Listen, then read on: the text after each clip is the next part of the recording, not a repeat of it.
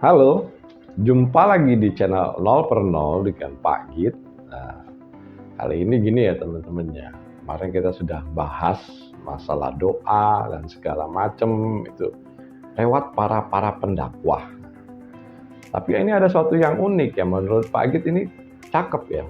Ya. Ini pendapatnya dari Rocky Gerung ya, Bung Rocky Gerung. Jadinya dia berpendapat nanti Pak Git setel videonya nanti, tapi sebelumnya bukan berarti Pak Git itu setuju dengan semua yang dibicarain sama Rocky ya, dalam hal apapun gitu ya. Kadang Pak Git juga tidak setuju dengan pendapat Rocky, apalagi pada saat Rocky itu menyebut Pak Jokowi bajingan gitu ya. Itu Pak Git sama sekali nggak setuju gitu. Jadi dalam hal etika gitu loh.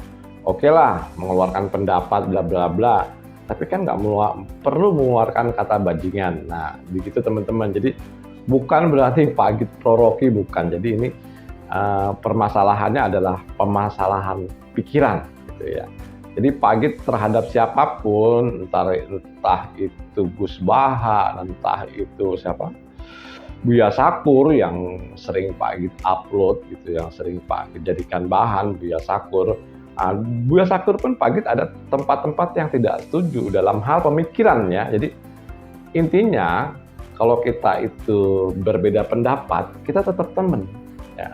Kan banyak tuh di antara kita itu yang berteman, tapi berbeda pendapat kan nggak masalah. Ya, maksud Pak Git itu bukan berarti kita berteman terus menyerang orangnya. Kalau nggak maksud Pak Git berbeda pendapat kita menyerang orangnya itu nggak baik. Ini akan menimbulkan perpecahan yang nantinya akan saling menyakiti. Yang satu menyakiti satu B gitu, yang A menyakiti B, B menyakiti A. Nah, kalau kita tetap berteman dan berbeda pendapat, yang memang ini sangat sulit dilakukan, apalagi untuk orang-orang Indonesia itu biasanya sering mengkultuskan sesuatu yang kalau kita, yang pengkultusannya itu kalau kita senggol, langsung deh. Langsung emosinya naik, komentarnya nggak tahu macam-macam. Oke, kita kembali lagi ya. Ini jadi prolog aja, jadi permulaan. Kita kembali lagi ke permasalahan yang diungkapkan Rocky di sini. Kita saksikan Rocky Gerung. Kan Tuhan kan nggak tahu, kalau bilang Tuhan serba tahu betul, tapi Tuhan nggak tahu apa yang saya inginkan. Karena itu kita berdoa. Kalau Tuhan tahu kita nggak perlu berdoa kan? Berdoa kan artinya minta. Kenapa? Ya karena Tuhan nggak tahu, maka kita mesti minta.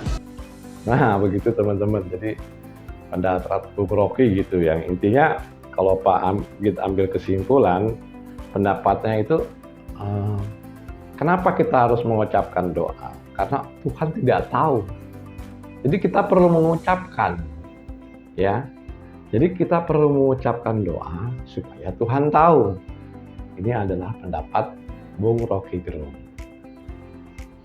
Pendapat Rocky Gerung ini benar teman-teman.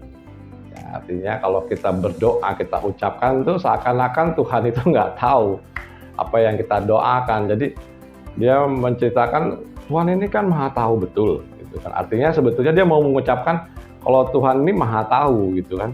Tapi kenapa kita harus berdoa? Artinya kita harus mengungkapkan perasaan kita dengan berbicara, dengan berdoa, supaya Tuhan tahu apa yang kita inginkan. Nah, begitu teman-teman. Ini sebetulnya secara logis benar. Karena pada umumnya orang-orang di Indonesia itu, ayo kita berdoa. Apalagi udah berdoa ramai-ramai gitu ya, seperti salawatan gitu ya. Di salawatan ini kan mereka berkumpul ramai-ramai mendoakan biasanya kalau salawatan kan tujuannya mendoakan Nabi gitu. Nah, di situ supaya Tuhan tahu maksud hati kita. Kalau kita mendoakan Nabi itu kesimpulan yang dibuat oleh Rocky Gerung gitu ya. Kita umpamanya kita tidak mengungkapkan maka Tuhan tidak tahu. Tadi Pak Git menceritakan sudut pandang pertama itu betul ya. Itu dalam satu sisi. Tapi dalam pandangan lain Pak Git tidak membenarkan ini. Yang artinya apa? Dalam beberapa konten Pak Git juga mengatakan kalau kita berdoa aja, tidak perlu diucapkan, apalagi pakai mic rame-rame, itu nggak perlu. Tuhan kan tidak budek, dia juga tahu. Kita diam aja dia tahu kok apa maksud isi hati kita. Jadi seolah-olah dengan perkataan Bung Rocky ini, dia ingin menyatakan kalau Tuhan itu tidak bersifat maha tahu. Makanya kita harus mengungkapkan supaya Tuhan tahu. Dan ini berbeda banget dengan konsep Pak Git yang kedua. Artinya kita itu berdoa aja. Nggak perlu pakai mic kenceng-kenceng diumumkan. Apalagi ya maaf, kalau kita mau bersalawat silakan aja gitu loh. Nggak perlu kenceng-kenceng rame-rame. Yang justru kalau kita cek itu kepada agama lain, mereka masih terganggu gitu. Kadang-kadang menutup jalan dan sebagainya, mengambil fasilitas umum yang akhirnya itu bukan menjadi ibadah, malah mengganggu orang lain. Kalau itu kita lakukan sendiri, misalnya bersalawat sendiri dan tidak kita ucapkan, hanya berdiam saja, mungkin seperti gaya tafakur ya, atau gaya meditasi, ini akan lebih baik teman-teman. Jadi hubungan spiritual kita dengan Yang Maha Kuasa ini menurut Pak Git akan lebih baik. Dan ini dilakukan oleh Nabi Muhammad. Jadi saat beliau menjadi Rasul, itu dia pergi ke Gua Hiro. Sebelum diangkat menjadi Rasul ya, dia pergi ke Gua Hiro, dan apa yang beliau lakukan? Nggak mungkin sholat dan lain-lain, karena perintah itu belum ada dan belum tahu cara melakukannya. Nah, menurut Pak Git, beliau di sana bertapa merenung hingga turunlah wahyu. Jadi ungkapan-ungkapan yang bersifat sosial gitu, yang artinya dilakukan bareng-bareng, entah itu berdoa atau apalah, itu kan adanya setelah beliau diangkat menjadi Rasul. Setelah beliau menjadi Rasul baru ada sholat berjamaah dan lain-lain.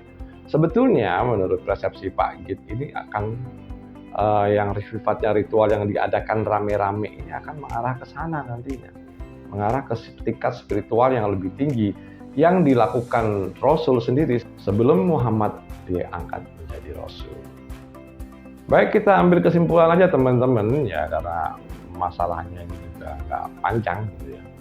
Jadi kesimpulannya yang pertama, pendapat Rocky tentang Tuhan itu tidak tahu kalau kita tidak ungkapkan doa kita, itu benar. Pada realitanya seperti itu. Dan menurut Pak Git itu benar untuk di kalangan level-level tertentu. Gitu. Jadi kalau sudah ada level yang lainnya, ini udah nggak kepake menurut Pak Git. Berdoa dengan mengucapkan doa, kemudian supaya orang lain tahu dan bla bla bla lah.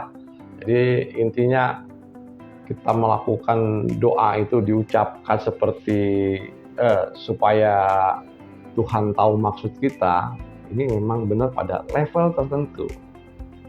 Yang kedua, jika sudah pada mencapai level yang lebih tinggi, ini tidak akan dilakukan. Ini bisa terjadi ya pada orang yang menurut Pak Git yang lebih suka meditasi gitu ya, yang suka meditasi, melakukan hal itu di tempat sepi tanpa mengucap apapun. Jadi dia sudah memfokuskan diri dia langsung ke Tuhan Yang Maha Esa. Kalau sudah mencapai level-level ini memang agak sulit dijelaskan. Karena pada umumnya kalau orang-orang yang awam itu pasti mengidentikan ini dengan apa ya? Ini budaya lama lah yang orang-orang dulu sering lakukan gitu ya, Pak. Seperti kalau di Jawa dulu ada gaya-gaya kapitayan dan segala macam itu yang sifatnya seperti itu, terus dengan meditasi terus membuat membakar kemenyan dan lain-lain. Wah, udah syirik, ini sesat. Nah, sering dijadikan seperti itu, dan ya begitulah kondisi negara ini gitu loh. Peninggalan nenek moyang kita itu disebut banyak kontra dengan agama dan sering dikafir-kafirkan. Yang seharusnya mereka meneliti sejarah dulu kenapa ini bisa terjadi.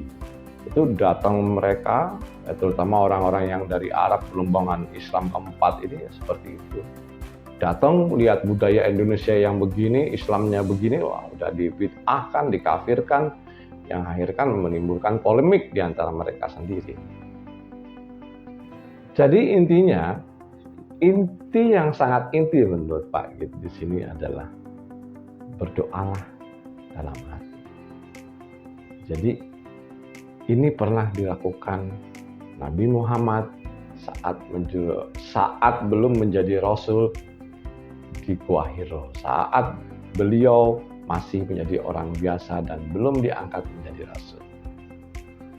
Oke teman-teman, menurut Pak Git ini cukup sekian dan terima kasih.